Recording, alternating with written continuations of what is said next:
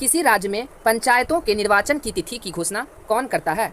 किसी राज्य में पंचायतों के निर्वाचन की तिथि का घोषणा कौन करता है? तो एक का आंसर हो जाएगा ऑप्शन बी, राज्य निर्वाचन आयोग। राज्य निर्वाचन आयोग करता है, राज्य निर्वाचन आयोग।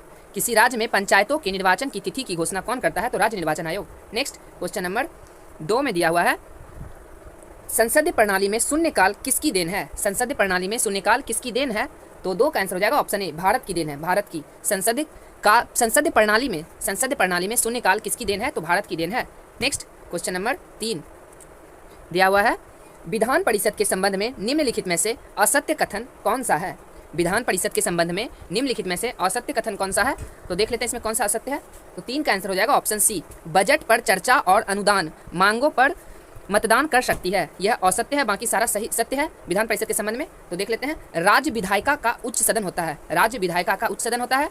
सदस्यता हेतु न्यूनतम आयु 30 वर्ष है, सदस्यता हेतु न्यूनतम आयु 30 वर्ष है। और राष्ट्रपति के चुनाव में इसके सदस्य भाग नहीं लेते हैं। विधान परिषद राष्ट्रपति के चुनाव में विधान परिषद के सदस्य भाग नहीं लेते हैं। नेक्स्ट क्वेश्चन नंबर 4 में दिया हुआ है, किस वाद में उच्चतम न्यायालय ने यह व्यवस्था दी कि प्रस्तावना संविधान का एक भाग है? किस वाद में उच्चतम न्यायालय ने यह व्यवस्था दी कि प्रस्तावना संविधान का एक भाग है? तो 4 का आंसर हो जाएगा ऑप्शन सी, केशवानंद भारतीवाद। केशवानंद भारतीवाद। किस वाद में उच्चतम न्यायालय ने यह व्यवस्था दी कि प्रस्तावना संविधान का एक भाग है? तो केशवानंद भारतीवाद। नेक्स्ट क्वेश्चन नंबर 5 में दिया हुआ है, निम्नलिखित में से कौन राज्य के पूर्ण गठन से संबंधित नहीं है? निम्नलिखित में से कौन राज्यों के पूर्ण गठन से संबंधित नहीं है?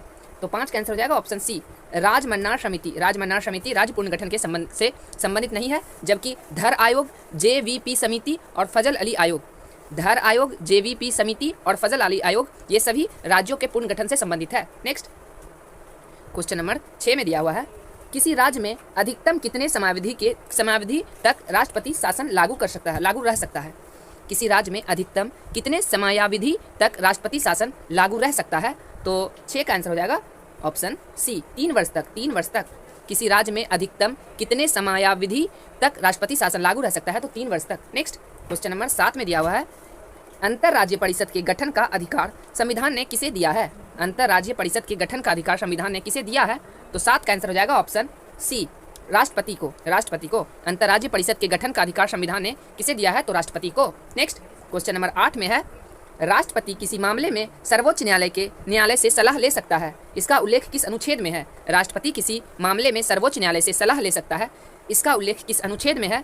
तो 8 का आंसर हो जाएगा ऑप्शन डी, अनुच्छेद 143 में। अनुच्छेद 143 में राष्ट्रपति किसी मामले में सर्वोच्च न्यायालय से सलाह ले सकता है, इसका उल्लेख किस अनुच्छेद में है? तो अनुच्छेद 143 में। नेक्स्ट क्वेश्चन नंबर 9 में दिया हुआ है, संविधान सभा का आखिरी सत्र कब से कब तक चला था? संविधान सभा का आखिरी सत्र कब से कब तक चला था?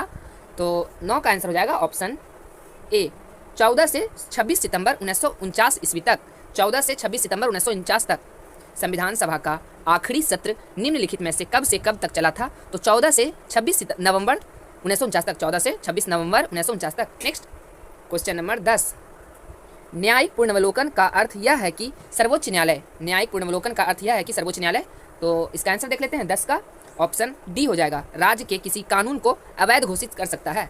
राज्य के किसी कानून को अवैध घोषित कर सकता है। न्यायिक पुनर्वलोकन का अर्थ यह है कि सर्वोच्च न्यायालय राज्य के किसी कानून को अवैध घोषित कर सकता है। नेक्स्ट क्वेश्चन नंबर 11 में दिया हुआ है, भारतीय संविधान अधिक कठोर तथा अधिक लचीले के मध्य एक अच्छा संतुलन स्थापित करता है। भारतीय संविधान के विषय में उपरोक्त कथन निम्न में से किसका है? भारतीय संविधान अधिक कठोर तथा अधिक लचीले के मध्य एक अच्छा संतुलन स्थापित करता है। भारतीय संविधान के विषय में उपरोक्त कथन निम्न में से किसका है? तो इसका आंसर हो जाएगा ऑप्शन ए, केसी वेयर। भारतीय संविधान के अधिक तथा अधिक लचीले, अधिक कठोर तथा अधिक लचीले के मध्य एक अच्छा संतुलन स्थापित करता है। भारतीय संविधान के विषय में उपरोक्त कथन निम्न में से किसका है? तो केसी वेयर का। नेक्स्ट क्वेश्चन नंबर 12, परमाणु बम का आविष्कार किसने किया है? परमाणु बम का आविष्कार किसने किया? तो 12 का आंसर हो जाएगा ऑप्शन डी, जे रॉबर्ट ओपेनहाइमर ने। परमाणु बम का आविष्कार किसने किया? तो जे रॉबर्ट ओपेनहाइमर ने। नेक्स्ट क्वेश्चन नंबर दिया हुआ है 13, निम्नलिखित में से कौन सा रेडियो एक्टिव तत्व नहीं है? कौन सा रेडियो एक्टिव तत्व नहीं है? तो 13 का आंसर हो जाएगा option D, cadmium radio active तत्व नहीं है, जबकि यूरेनियम, रेडियम और थोरियम ये सभी रेडियो एक्टिव तत्व है और कैडमियम रेडियो एक्टिव तत्व नहीं है। नेक्स्ट क्वेश्चन नंबर 14, उस यौगिक को चिन्हित कीजिए जिसमें आयनिक सहसंयोजक और उप सहसंयोजी वाले आबंध हैं। उस यौगिक को चिन्हित कीजिए जिसमें आयनिक सहसंयोजक और उप सहसंयोजी वाले आबंध हैं। तो 14 का आंसर हो जाएगा option D, ammonium bromide. Ammonium bromide उस यौगिक को चिन्हित कीजिए जिसमें आयनिक सहसंयोजक और उप सहसंयोजी वाले आबंध है, तो ammonium bromide. Next question number 15, radio active युक्त गैस कौन सी है? रेडियो एक्टिव युक्त गैस कौन सी है? तो 15 का आंसर हो जाएगा ऑप्शन बी, रेडॉन।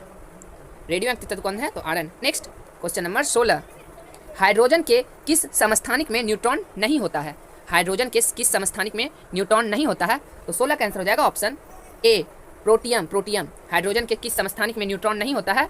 तो प्रोटियम। नेक्स्ट क्वेश्चन नंबर 17, भूपर्पटी में सर्वाधिक मात्रा में पाए जाने वाला तत्व है? भूपर्पटी में सर्वाधिक मात्रा में पाए जाने वाला तत्व है, तो 17 का आंसर हो जाएगा ऑप्शन ए, ऑक्सीजन। ऑक्सीजन भूपर्पटी में सर्वाधिक मात्रा में पाए जाने वाला तत्व है ऑक्सीजन। नेक्स्ट क्वेश्चन नंबर 18, निम्नलिखित में से कौन सा विस्फोटक नहीं है? निम्नलिखित में से कौन सा विस्फोटक नहीं है? तो 18 का आंसर हो जाएगा ऑप्शन डी, नाइट्रोक्लोरोफॉर्म। नाइट्रोक्लोरोफॉर्म निम्नलिखित में से कौन सा विस्फोटक नहीं है? तो नाइट्रोक्लोरोफॉर्म विस्फोटक नहीं है। नेक्स्ट क्वेश्चन नंबर 19, निम्नलिखित अवस्थाओं में किसमें गीले कपड़े सबसे जल्दी सूख जाएंगे? निम्नलिखित अवस्थाओं में किसमें गीले कपड़े सबसे जल्दी सूख जाएंगे? तो 19 का आंसर हो जाएगा ऑप्शन डी, 20% आर्द्रता और 60 डिग्री सेंटीग्रेड तापमान। 60 डिग्री सेंटीग्रेड तापमान, 20 डिग्री आर्द्रता और 60 डिग्री तापमान। नेक्स्ट क्वेश्चन नंबर 20, निम्नलिखित में से कौन सा एंजाइम लाइसोसोम में पाया जाता है? कौन सा एंजाइम लाइसोसोम में पाया जाता है? तो 20 का आंसर हो जाएगा ऑप्शन डी, उपरोक्त सभी। प्रोटीएज, फास्फेटेज और राइबोन्यूक्लिएज। प्रोटीएज, फास्फेटेज और राइबोन्यूक्लिएज।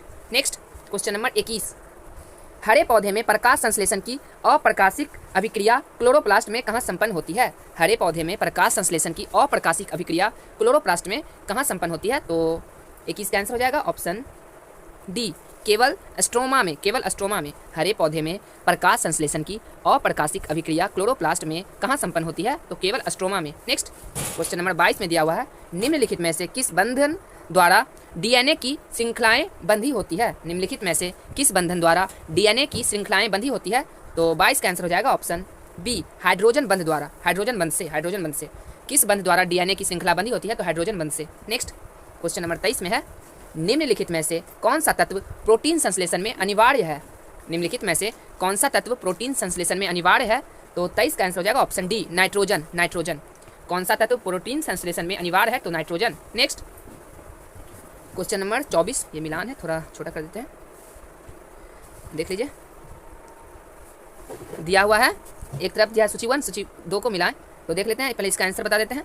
24 का आंसर हो जाएगा ऑप्शन डी, ऑप्शन डी। तो हिस्टोलॉजी किससे संबंधित है? तो उत्तकों का अध्ययन से। हिस्टोलॉजी किससे संबंधित है? तो उत्तकों का अध्ययन से। और लिम्नोलॉजी किससे संबंधित है? तो झीलों तथा अलवणीय जलीय पादपों का अध्ययन।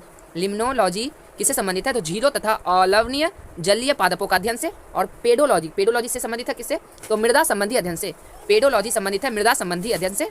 और सिल्वीकल्चर किससे संबंधित है? तो वन के वृक्षों तथा उत्पादों का अध्ययन से। वन के वृक्षों तथा उत्पादों के अध्ययन से। हिस्टोलॉजी उत्तकों का अध्ययन से। लिम्नोलॉजी झीलों तथा अलवणीय जलीय पादपों का अध्ययन से। पेडोलॉजी मृदा संबंधी अध्ययन से। और सिल्वीकल्चर किसे है? तो वन के वृक्षों तथा उत्पादों का अध्ययन से। नेक्स्ट क्वेश्चन नंबर 25 में है, 25 में दिया हुआ है, निम्न में से किसे पादप एवं जंतु का संयोजक कड़ी कहा जाता है? निम्न में से किसे पादप एवं जंतु का संयोजक कड़ी कहा जाता है? तो 25 का आंसर हो जाएगा ऑप्शन सी, यूग्लिना को।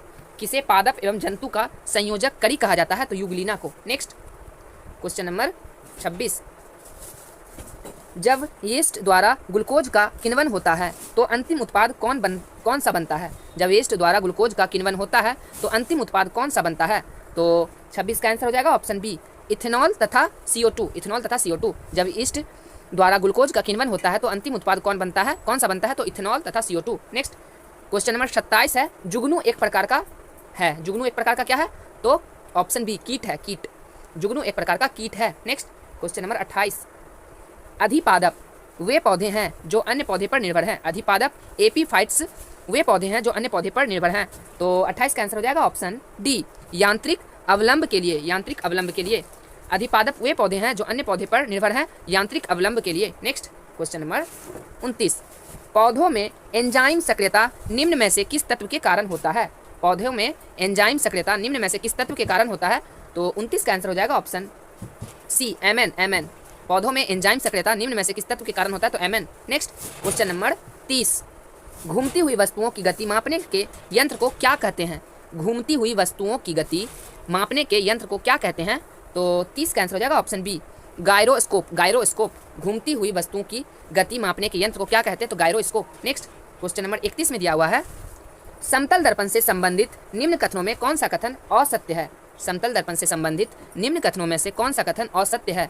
तो 31 का आंसर हो जाएगा ऑप्शन डी, समतल दर्पण में बने प्रतिबिंब प्राच्य उत्क्रमण नहीं होते हैं। तो ये गलत है और बाकी सारा सही है। जैसे देख लेते हैं, ऑप्शन ए में दिया हुआ है, समतल दर्पण द्वारा बने प्रतिबिंब का आकार वस्तु के आकार का बराबर होता है। यह सही है। समतल दर्पण द्वारा बने प्रतिबिंब का आकार वस्तु के आकार का बराबर होता है। ऑप्शन बी में है, समतल दर्पण में प्रतिबिंब आभासी एवं सीधा होता है। समतल दर्पण में प्रतिबिंब आभासी एवं सीधा होता है। और ऑप्शन सी में है, समतल दर्पण में दर्पण से बिंब की दूरी एवं दर्पण से प्रतिबिंब की दूरी हमेशा समान होती है। समतल दर्पण में दर्पण से बिंब की दूरी और दर्पण से प्रतिबिंब की दूरी हमेशा समान होती है। नेक्स्ट क्वेश्चन नंबर 32, तेल जल की सतह या पृष्ठ पर फैल जाती है, इसका मुख्य कारण क्या है? तेल जल की सतह या पृष्ठ पर फैल जाती है, इसका मुख्य कारण क्या है? तो 32 का आंसर हो जाएगा ऑप्शन डी, तेल का पृष्ठ तनाव पानी से कम है। तेल का पृष्ठ तनाव पानी से कम है, इसलिए तेल जल की सतह या पृष्ठ पर फैल जाती है, इसका मुख्य कारण क्या है? तो तेल का पृष्ठ तनाव पानी से कम है। नेक्स्ट, तेल जल की सतह या पृष्ठ पर फैल जाती है, इसका मुख्य कारण तेल का पृष्ठ तनाव पानी से कम है। नेक्स्ट क्वेश्चन नंबर 33, यह भी मिलान ही दे दिया है, देख लेते हैं। दिया है एक तरफ मात्रक और इसका दे दिया दूसरी तरफ भौतिक राशि, मात्रक और दूसरी तरफ भौतिक राशि। तो पहले इसका आंसर देख लेते हैं। 33 का आंसर हो जाएगा ऑप्शन सी, जूल। जूल का ऐसा ही मात्रक होगा कार्य। जूल का ऐसा ही मात्रक होगा कार्य। एम्पियर का ऐसा ही मात्रक होगा विद्युत धारा। एम्पियर की ऐसा मात्रक होगा विद्युत धारा। वाट का ऐसा ही मात्रक होगा शक्ति। वाट का ऐसा मात्रक शक्ति। और वोल्ट का ऐसा मात्रक विभवांतर। वोल्ट का ऐसा मात्रक विभवांतर। जूल का ऐसा मात्रक कार्य। एम्पियर का ऐसा मात्रक विद्युत धारा। वाट का ऐसा मात्रक शक्ति और वोल्ट का ऐसा मात्रक विभवांतर। Next question number 32। हाँ 32, क्वेश्चन नंबर 32 में क्या है? 32 में दिया हुआ है, निम्नलिखित में से किस बल के कारण दूध को मथने के पश्चात क्रीम दूध से पृथक हो जाता है? निम्नलिखित में से किस बल के कारण दूध को मथने के पश्चात क्रीम दूध से पृथक हो जाता है? तो 34 का आंसर हो जाएगा ऑप्शन सी, अपकेंद्रीय बल के कारण। अपकेंद्रीय बल के कारण। निम्नलिखित में से किस बल के कारण दूध को मथने के पश्चात क्रीम दूध से पृथक हो जाता है? तो अपकेंद्रीय बल के कारण। नेक्स्ट क्वेश्चन नंबर 35 में दिया हुआ है, ध्वनि तरंगे निम्नलिखित में से किस माध्यम से नहीं चल सकती? ध्वनि तरंगे किस माध्यम से नहीं चल सकती? तो ऑप्शन 35 का ऑप्शन डी, निर्वात से। निर्वात में ध्वनि माध्यम नहीं चलती है, जबकि ठोस में, गैस में और द्रव में, सभी में ध्वनि माध्यम चलती है। नेक्स्ट क्वेश्चन नंबर 36 में दिया हुआ है, निम्नलिखित में से कौन सा कथन प्रकाश के परावर्तन के लिए सही है? निम्नलिखित में से कौन सा कथन प्रकाश के परावर्तन के लिए सही है? तो 36 का आंसर हो जाएगा ऑप्शन बी, आपतित किरण, परावर्तित किरण एवं दर्पण के आपतन बिंदु पर डाले गए अभिलंब तीनों एक ही तल में होते हैं। आपतित किरण, परावर्तित किरण एवं दर्पण के आपतन बिंदु पर डाले गए अभिलंब तीनों एक ही तल में होते हैं। नेक्स्ट क्वेश्चन नंबर 37, निम्नलिखित में कौन टिंडल प्रभाव को प्रदर्शित करता है? निम्नलिखित में कौन टिंडल प्रभाव को प्रदर्शित करता है? तो 37 का आंसर हो जाएगा ऑप्शन बी, दूध। दूध कौन टिंडल प्रभाव को प्रदर्शित करता है? तो दूध। नेक्स्ट क्वेश्चन नंबर 38, भारत में थोक मूल्य सूचकांक के आंकड़े निम्नलिखित में से किस स्थान या कार्यालय द्वारा जारी किया जाता है? भारत में थोक मूल्य सूचकांक के आंकड़े निम्नलिखित में से किस संस्थान या कार्यालय द्वारा जारी किया जाता है? तो 38 का आंसर हो जाएगा 38 का ऑप्शन बी, वाणिज्य एवं उद्योग मंत्रालय। वाणिज्य एवं उद्योग मंत्रालय। भारत में थोक मूल्य सूचकांक के आंकड़े निम्नलिखित में से किस संस्थान या कार्यालय द्वारा जारी किया जाता है? तो वाणिज्य एवं उद्योग मंत्रालय। नेक्स्ट क्वेश्चन नंबर 39, निम्नलिखित में से किस समिति की सिफारिश पर भारत में सेवा कर लागू किया गया है? निम्नलिखित में से किस समिति की सिफारिश पर भारत में सेवा कर लागू किया गया है? तो 39 का आंसर हो जाएगा ऑप्शन बी, राजा चेलैया समिति। राजा चेलैया समिति। किस समिति की सिफारिश पर भारत में सेवा कर लागू किया गया है? तो राजा चेलैया समिति। Next question number 40, question number 40 में दिया हुआ है मध्याह्न भोजन योजना को किस पंचवर्षीय योजना में शुरू किया गया था। मध्याह्न भोजन योजना को किस पंचवर्षीय योजना में शुरू किया गया था।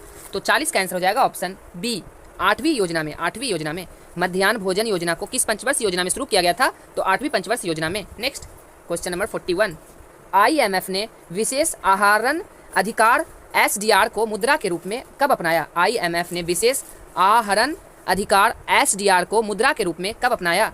तो 41 का आंसर हो जाएगा ऑप्शन डी, 1969 ईस्वी में। 1969 ईस्वी में IMF ने विशेष आहरण अधिकार SDR को मुद्रा के रूप में कब अपनाया। तो 1969 ईस्वी में। नेक्स्ट क्वेश्चन नंबर 42, स्वतंत्रता से लेकर अब तक भारत में कितनी बार रुपए का अवमूल्यन किया गया। स्वतंत्रता से लेकर अब तक भारत में कितनी बार रुपए का अवमूल्यन किया गया। तो 42 का आंसर हो जाएगा ऑप्शन बी, 3 बार। 3 बार स्वतंत्रता से लेकर अब तक भारत में कितनी बार रुपए का अवमूल्यन किया गया। तो 3 बार। Next question number 43, Ramnath Goenka पुरस्कार 2025 से कुल कितने पत्रकारों को सम्मानित किया गया है।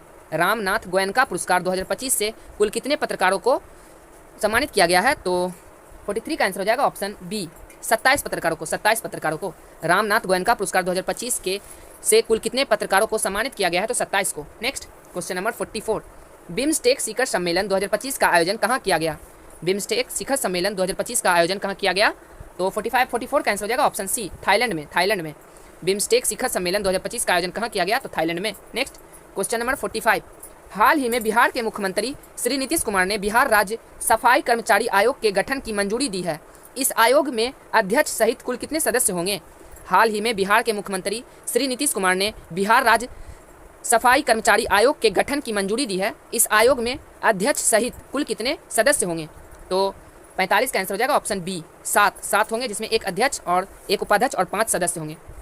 हाल ही में बिहार के मुख्यमंत्री श्री नीतीश कुमार ने बिहार राज्य सफाई कर्मचारी आयोग के गठन की मंजूरी दी है। इस आयोग में अध्यक्ष सहित कुल कितने सदस्य होंगे। तो 7। नेक्स्ट क्वेश्चन नंबर 46, हाल ही में किस देश ने यूनेस्को से पुनः बाहर निकलने का फैसला किया है। हाल ही में किस देश ने यूनेस्को से पुनः बाहर निकलने का फैसला किया है। तो 46 का आंसर हो जाएगा ऑप्शन ए, अमेरिका ने। अमेरिका ने हाल ही में किस देश ने यूनेस्को से पुनः बाहर निकलने का फैसला किया है। तो अमेरिका ने। नेक्स्ट क्वेश्चन नंबर 47, भारतीय सेना का नया उप सेना प्रमुख किसे बनाया गया।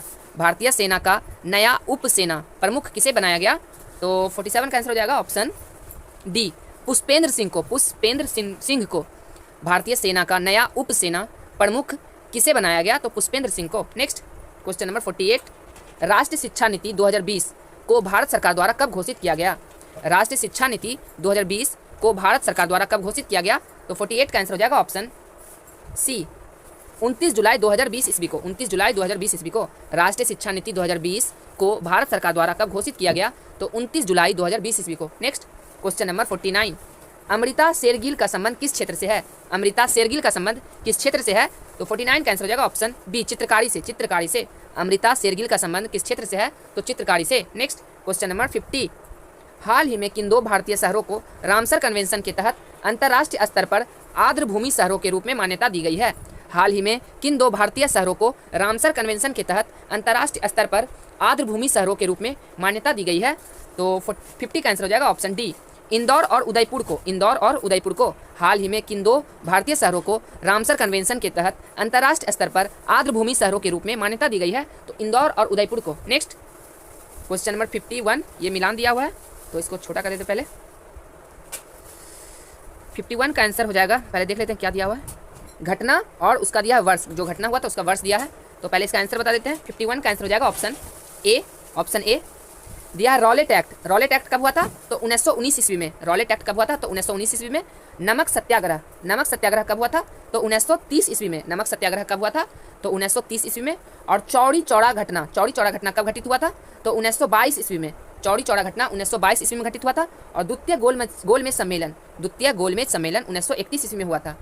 रॉलेट एक्ट 1919, नमक सत्याग्रह 1930, चौड़ी चौड़ा घटना 1922 और द्वितीय गोलमेज सम्मेलन 1931। नेक्स्ट दोस्तों, आप लोग चैनल को सब्सक्राइब जरूर कर लें, बहुत ज़्यादा मेहनत लग जाता है।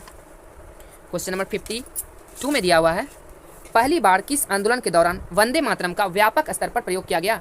पहली बार किस आंदोलन के दौरान वंदे मातरम का व्यापक स्तर पर प्रयोग किया गया। तो 52 का आंसर हो जाएगा ऑप्शन ए, स्वदेशी आंदोलन, स्वदेशी आंदोलन पहली बार किस आंदोलन के दौरान वंदे मातरम का व्यापक स्तर पर प्रयोग किया गया? तो स्वदेशी आंदोलन। नेक्स्ट क्वेश्चन नंबर 53 में है, दादा भाई नौरोजी द्वारा लंदन में किस संस्था की स्थापना की गई? दादा भाई नौरोजी द्वारा लंदन में किस संस्था की स्थापना की गई थी? तो 53 का आंसर हो जाएगा option B, the East India Association, the East India Association. Dadabhai Naoroji द्वारा लंदन में किस संस्था की स्थापना की गई थी? तो the East India association. Next question number 54 में है, सर विलियम जोन्स ने निम्नलिखित में से किस पुस्तक या ग्रंथ का अंग्रेजी में अनुवाद किया था? सर विलियम जोन्स ने निम्नलिखित में से किस पुस्तक या ग्रंथ का अंग्रेजी में अनुवाद किया था? तो 54 का आंसर हो जाएगा ऑप्शन सी, अभिज्ञान संकुतलम, अभिज्ञान संकुतलम। सर विलियम जोन्स ने निम्नलिखित में से किस पुस्तक या ग्रंथ का अंग्रेजी में अनुवाद किया था? तो अभिज्ञान संकुतलम। नेक्स्ट क्वेश्चन नंबर 55, वाराणसी में प्रथम संस्कृत कॉलेज की स्थापना किसने की?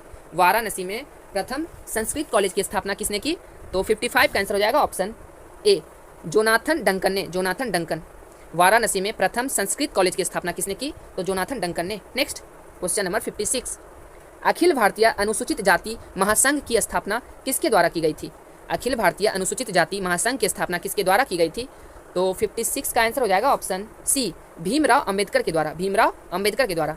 अखिल भारतीय अनुसूचित जाति महासंघ की स्थापना किसके द्वारा की गई थी? तो भीमराव अंबेडकर के द्वारा। नेक्स्ट क्वेश्चन नंबर 57, ये भी मिलान है दोस्तों, काफ़ी मिलान देता है इसमें। एक तरफ है हड़प्पा स्थल और एक तरफ है राज, तो इसका आंसर पहले बता देते हैं। 57 का आंसर हो जाएगा option B, option B, Rangpur, Rangpur दिया हुआ है, रंगपुर जो कि गुजरात में है, रंगपुर गुजरात में। और कालीबंगा, कालीबंगा राजस्थान में। राखीगढ़ी, राखीगढ़ी, राखीगढ़ी जो कि होगा हरियाणा में है, राखीगढ़ी हरियाणा में है। और मोहनजोदड़ो सिंध में है, मोहनजोदड़ो सिंध में है। रंगपुर गुजरात में, कालीबंगा राजस्थान में, राखीगढ़ी हरियाणा में और मोहनजोदड़ो सिंध में। नेक्स्ट क्वेश्चन नंबर 58, इसको थोड़ा बड़ा कर लेते हैं। 58 में दिया हुआ है, मगध साम्राज्य पर शासन करने वाले राजवंशों को सही क्रम में व्यवस्थित कीजिए। मगध साम्राज्य पर शासन करने वाले राजवंशों को सही क्रम में व्यवस्थित कीजिए। तो 58 का आंसर दिया हुआ है ऑप्शन बी, पहले हर्यक वंश, उसके बाद शिशुनाग वंश, फिर उसके बाद नंद वंश, फिर मौर्य वंश। हर्यक वंश, शिशुनाग वंश, नंद वंश, फिर मौर्य वंश। नेक्स्ट क्वेश्चन नंबर 59, रहनुमाई मजदायसन सभा का संबंध किस धर्म में सुधार से संबंधित है? रहनुमाई मजदायसन सभा का संबंध किस धर्म में सुधार से है संबंधित है? तो 59 का आंसर हो जाएगा ऑप्शन बी, पारसी धर्म में, पारसी धर्म में। रहनुमाई मजदायसन सभा का संबंध किस धर्म में सुधार से संबंधित है? तो पारसी धर्म में। नेक्स्ट क्वेश्चन नंबर 60, कालिदास में की निम्नलिखित रचनाओं में से कौन सा या से नाटक है? कालिदास की निम्नलिखित रचनाओं में कौन सा नाटक है? तो कालिदास का है 60 का आंसर हो जाएगा ऑप्शन सी, अभिज्ञान संकुतलम, अभिज्ञान संकुतलम। कालिदास की रचना कौन है? तो अभिज्ञान संकुतलम। नेक्स्ट दोस्तों, आप लोग रुक्मणी का वॉल्यूम 2 का जो प्रैक्टिस सेट है वो जरूर देख लें, वो काफ़ी अच्छा उसमें क्वेश्चन है, बहुत हेल्पफुल होगा, उसको जरूर देखें। प्लेलिस्ट बना दिया, डिस्क्रिप्शन में लिंक दिए हैं, तो जाकर वहाँ से देख सकते हैं। और किरण का चलाएंगे तो किरण का भी जरूर देखें, उसमें भी बहुत अच्छा अच्छा क्वेश्चन है। क्वेश्चन नंबर 61 में है, महाराष्ट्र के किस समाज सुधारक को लोकहितवादी उपनाम से जाना जाता है? महाराष्ट्र के किस समाज सुधारक को लोकहितवादी उपनाम से जाना जाता है? तो 61 का आंसर हो जाएगा ऑप्शन बी, गोपाल हरि देशमुख, गोपाल हरि देशमुख। महाराष्ट्र के किस समाज सुधारक को लोकहितवादी उपनाम से जाना जाता है? तो Gopal Hari Deshmukh. Next question number 62, यह भी मिलान का ही है, देख लेते हैं। दिया हुआ है 62 में, एक तरफ दिया है लड़ाई और दिया है संबंधित वर्ष, लड़ाई और संबंधित वर्ष। तो पहले इसका आंसर बता देते हैं। 62 का आंसर हो जाएगा option B, option B, option B. दिया हुआ है पानीपत का प्रथम युद्ध, पानीपत का प्रथम युद्ध कब हुआ था? तो 1526 ईस्वी में। पानीपत का प्रथम युद्ध 1526 ईस्वी में हुआ था। खनवा का युद्ध, खनवा का युद्ध कब हुआ था? तो 1527 में। खनवा का युद्ध कब हुआ था? तो 1527 में। चौसा का युद्ध, चौसा का युद्ध कब हुआ था? तो 1539 में। चौसा का युद्ध 1539 में हुआ था। और कन्नौज का युद्ध, कन्नौज का युद्ध 1540 ईस्वी में हुआ था। पानीपत का प्रथम युद्ध 1526, खनवा का युद्ध 1527, चौसा का युद्ध 1539 और कन्नौज का युद्ध 1540। नेक्स्ट क्वेश्चन नंबर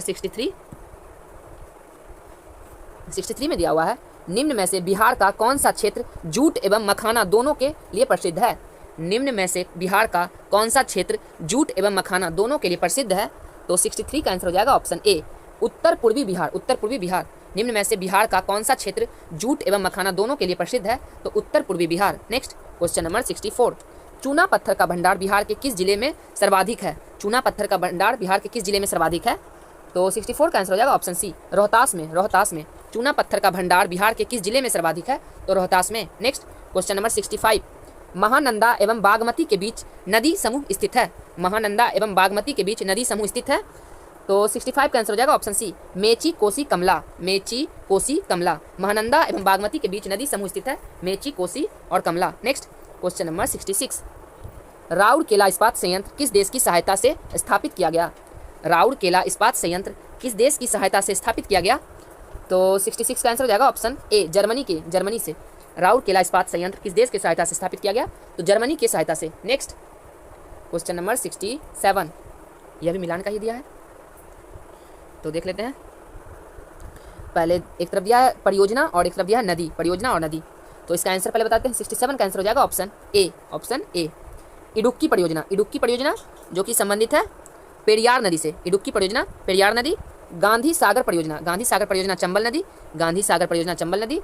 और दुलहस्ती परियोजना चिनाब नदी। और हीराकुंड परियोजना महानदी। इडुक्की परियोजना चंबल नदी, गांधी सागर परियोजना इडुक्की परियोजना पेरियार नदी, गांधी सागर परियोजना चंबल नदी, दुलहस्ती परियोजना चिनाब नदी और हीराकुंड परियोजना महानदी। नेक्स्ट क्वेश्चन नंबर 68, में दिया हुआ है, भूमध्य सागर का प्रकाश स्तंभ किस ज्वालामुखी को कहा जाता है? भूमध्य सागर का प्रकाश स्तंभ किस ज्वालामुखी को कहा जाता है? तो 68 का आंसर हो जाएगा ऑप्शन बी, अस्ट्रामबोली ज्वालामुखी को। भूमध्य सागर का प्रकाश स्तंभ किस ज्वालामुखी को कहा जाता है? तो अस्ट्रामबोली ज्वालामुखी को। नेक्स्ट क्वेश्चन नंबर 69, किस मानसून के कारण भारत में सर्वाधिक वर्षा होती है? तो 69 का आंसर हो जाएगा ऑप्शन सी, दक्षिण पश्चिम मानसून के कारण। किस मानसून के कारण भारत में सर्वाधिक वर्षा होती है? तो दक्षिण पश्चिम मानसून के कारण। नेक्स्ट क्वेश्चन नंबर 70, निम्न में से भारत की सबसे बड़ी जनजाति कौन सी है? तो 70 का आंसर हो जाएगा ऑप्शन सी, भील जनजाति। निम्न में से भारत की सबसे बड़ी जनजाति कौन सी है? तो भील जनजाति। नेक्स्ट क्वेश्चन नंबर 71, शहरी जनसंख्या वाले राज्यों का घटते हुए सही क्रम। तो दिया है ऑप्शन सी, महाराष्ट्र उत्तर प्रदेश फिर तमिलनाडु। शहरी जनसंख्या वाले राज्यों का घटते हुए सही क्रम महाराष्ट्र उत्तर प्रदेश फिर तमिलनाडु। नेक्स्ट क्वेश्चन नंबर 72, इसमें भी मिलान दिया है। तो 72 में दिया हुआ है, एक तरफ दिया हुआ है खनन क्षेत्र और दूसरा तरफ है खनिज। तो 72 का आंसर पहले बता देते हैं। 72 का आंसर हो जाएगा ऑप्शन सी, गुरु महिसानी उड़ीसा जो कि उड़ीसा संबंधित है लौह अयस्क से। गुरु महिसानी उड़ीसा में है, लौह अयस्क से संबंधित है। और तालचार, यह भी उड़ीसा में है, तालचार जो कि कोयला से संबंधित है। तालचार उड़ीसा में है, कोयला से संबंधित है। और जादूगोड्डा झारखंड जो कि यूरेनियम से संबंधित है। जादूगोड्डा झारखंड यूरेनियम से। और ज्वार जो कि राजस्थान में है, जस्ता से। ज्वार राजस्थान में है, जस्ता से। गुरु महिसानी उड़ीसा में है, लौह अयस्क से। तालचर उड़ीसा में है, कोयला से। जादूगोड्डा यूरेनियम से और ज्वार जस्ता से। नेक्स्ट क्वेश्चन नंबर 73, मानचित्र पर खींची हुई वे रेखाएं जो सागर तल से समान ऊंचाई को निरूपित करती है तथा विभिन्न स्थानों से होकर गुजरती है कहलाती है। मानचित्र पर खींची हुई वे रेखाएं जो सागर तल से समान ऊंचाई को निरूपित करती है तथा विभिन्न स्थानों से होकर गुजरती है, क्या कहलाती है? तो 73 का आंसर हो जाएगा ऑप्शन बी, समोच्च रेखाएं कहलाती है। समोच्च रेखाएं, मानचित्र पर खींची हुई वे रेखाएं जो सागर तल से समान ऊंचाई को निरूपित करती है तथा विभिन्न स्थानों से होकर गुजरती है, क्या कहलाती है? तो समोच्च रेखाएं। नेक्स्ट क्वेश्चन नंबर 74, सूर्य के संबंध में निम्न में से कौन सा कथन गलत है? सूर्य के संबंध में निम्नलिखित में से कौन सा कथन गलत है? तो 74 का आंसर हो जाएगा ऑप्शन डी, सूर्य अपने अक्ष पर पश्चिम से पूर्व की ओर घूमता है, यह कथन गलत है। जबकि सूर्य के द्रव्यमान में 3 भाग हाइड्रोजन एवं 1 भाग हीलियम मौजूद है, यह सही है। सूर्य के द्रव्यमान में 3 भाग हाइड्रोजन एवं 1 भाग हीलियम है, यह सही है। और सूर्य की संरचना को 6 क्षेत्रों में वर्गीकृत किया जा सकता है। सूर्य की संरचना को 6 क्षेत्रों में वर्गीकृत किया जा सकता है, यह भी सही है। और सूर्य की वर्तमान आयु लगभग 4.7 अरब वर्ष है। सूर्य की वर्तमान आयु लगभग 4.7 अरब वर्ष है। नेक्स्ट क्वेश्चन नंबर 75, विश्व प्रेस स्वतंत्रता दिवस कब मनाया जाता है? विश्व प्रेस स्वतंत्रता दिवस कब मनाया जाता है? तो 75 का आंसर हो जाएगा ऑप्शन बी, 3 मई को। 3 मई को विश्व प्रेस स्वतंत्रता दिवस कब मनाया जाता है? तो 3 मई को। नेक्स्ट क्वेश्चन नंबर 76, केंद्रीय प्रदूषण नियंत्रण बोर्ड का मुख्यालय कहाँ है? केंद्रीय प्रदूषण नियंत्रण बोर्ड का मुख्यालय कहाँ है? तो 76 का आंसर हो जाएगा ऑप्शन ए, नई दिल्ली। नई दिल्ली में केंद्रीय प्रदूषण नियंत्रण बोर्ड का मुख्यालय कहाँ है? तो नई दिल्ली में। नेक्स्ट क्वेश्चन नंबर 77, निम्न में से गोदना किस राज्य की लोक कला है? गोदना किस राज्य की लोक कला है? तो 77 का आंसर हो जाएगा ऑप्शन बी, बिहार का। बिहार का गोदना किस राज्य की लोक कला है? तो बिहार का। नेक्स्ट क्वेश्चन नंबर 78, राष्ट्रमंडल कॉमनवेल्थ का मुख्यालय कहाँ है? राष्ट्रमंडल कॉमनवेल्थ का मुख्यालय कहाँ है? तो 78 का आंसर हो जाएगा ऑप्शन ए, लंदन में। लंदन में राष्ट्रमंडल कॉमनवेल्थ का मुख्यालय कहाँ है? तो लंदन में। नेक्स्ट क्वेश्चन नंबर 79, रामसर सूची में सूचीबद्ध दीपोर झील किस राज्य में है? रामसर सूची में सूचीबद्ध दीपोर झील किस राज्य में है? तो 79 का आंसर हो जाएगा ऑप्शन ए, असम में। असम में रामसर सूची में सूचीबद्ध दीपोर झील किस राज्य में है? तो असम में। नेक्स्ट क्वेश्चन नंबर 80, परमाणु ऊर्जा आयोग का गठन किस वर्ष किया गया था? परमाणु ऊर्जा आयोग का गठन किस वर्ष किया गया था? तो 80 का आंसर हो जाएगा ऑप्शन ए, 1948 ईस्वी में। 1948 ईस्वी में परमाणु ऊर्जा आयोग का गठन किस वर्ष किया गया था? तो 1948 ईस्वी में। Next question number 81, rugby football में खिलाड़ियों की संख्या होती है? रग्बी फुटबॉल में खिलाड़ियों की संख्या कितनी होती है? तो 81 का आंसर हो जाएगा ऑप्शन डी, 15 खिलाड़ी। 15 खिलाड़ी रग्बी फुटबॉल में खिलाड़ियों की संख्या 15 होती है। नेक्स्ट क्वेश्चन नंबर 82, प्रतिवर्ष लाई हरोबा त्योहार किस राज्य में मनाया जाता है? प्रतिवर्ष लाई हरोबा त्योहार किस राज्य में मनाया जाता है? तो 82 का आंसर हो जाएगा ऑप्शन बी, मणिपुर में। मणिपुर में प्रतिवर्ष लाई हरोबा त्योहार किस राज्य में मनाया जाता है? तो मणिपुर में। नेक्स्ट क्वेश्चन नंबर 83, निम्नलिखित में से विजय स्तंभ कहाँ स्थित है? निम्नलिखित में से विजय स्तंभ कहाँ स्थित है? तो 83 का आंसर हो जाएगा ऑप्शन सी, चित्तौड़गढ़ में। चित्तौड़गढ़ में विजय स्तंभ कहाँ स्थित है? तो चित्तौड़गढ़ में। Next question number 84, in a free state पुस्तक के लेखक कौन है? इन ए फ्री स्टेट पुस्तक के लेखक कौन है? तो 84 का आंसर हो जाएगा option D, V S. Naipaul. V S. Naipaul in a free state पुस्तक के लेखक वी.एन. नायपाल है। नेक्स्ट क्वेश्चन नंबर 85, दोस्तों यहाँ से मैथ का क्वेश्चन शुरू होता है, तो इसका आंसर बताते हैं, आप लोग देखते रहिएगा, देख लीजिएगा। 85 का आंसर हो जाएगा ऑप्शन सी। नेक्स्ट 86 का आंसर हो जाएगा ऑप्शन डी। 87 का आंसर हो जाएगा ऑप्शन ए। 88 का आंसर में होगा ऑप्शन सी, 88 का ऑप्शन सी। 89 का आंसर हो जाएगा ऑप्शन बी। 90 का आंसर हो जाएगा ऑप्शन सी। और 91 में दिया हुआ है, खेलो इंडिया यूथ गेम्स 2025 का आयोजन किस राज्य में किया गया है? खेलो इंडिया यूथ गेम्स 2025 का आयोजन किस राज्य में किया गया है? तो 91 का आंसर हो जाएगा ऑप्शन डी, बिहार में। बिहार में खेलो इंडिया यूथ गेम्स 2025 का आयोजन बिहार में किया गया। नेक्स्ट क्वेश्चन नंबर 92, 18वीं भारत वन स्थिति रिपोर्ट 2023 के अनुसार भारत में कुल वन एवं वृक्ष आवरण कितना वर्ग किलोमीटर क्षेत्र में फैला हुआ है? 18वीं भारत वन स्थिति रिपोर्ट 2023 के अनुसार भारत में कुल वन एवं वृक्ष आवरण कितना वर्ग किलोमीटर क्षेत्र में फैला हुआ है? तो 92 का आंसर हो जाएगा ऑप्शन सी, क्या दिया हुआ है? 8,27,357 वर्ग किलोमीटर में। 8,27,357 वर्ग किलोमीटर में। नेक्स्ट क्वेश्चन नंबर 93, यह रीजनिंग का दिया हुआ है, तो इसका आंसर बता देते हैं। 93 का हो जाएगा ऑप्शन सी। और 94 का आंसर हो जाएगा, 94 का, यह भी रीजनिंग का ही है, तो 94 का आंसर हो जाएगा ऑप्शन ए। और 95 का आंसर हो जाएगा, यह इंग्लिश का है, देख लीजिएगा आप लोग, इसका आंसर बताते हैं। 95 का आंसर हो जाएगा ऑप्शन बी। 96 का आंसर हो जाएगा ऑप्शन बी। और 97 का दिया हुआ है, यह हिंदी का दिया हुआ है, दिया है कि इस वाक्यांशों में एक शुद्ध वाक्य है, उसका चयन कीजिए। तो इसका आंसर हो जाएगा 97 का ऑप्शन ए, उसमें बचपन है, यह अशुद्ध है। नेक्स्ट दिया हुआ है, इति जोर आदि इत्यादि में कौन सी संधि है? तो 98 का आंसर हो जाएगा ऑप्शन बी, यण संधि। यण संधि। और 99 में दिया हुआ है, मैं कलम से लिखता हूँ, इस वाक्य में कौन सा कारक है?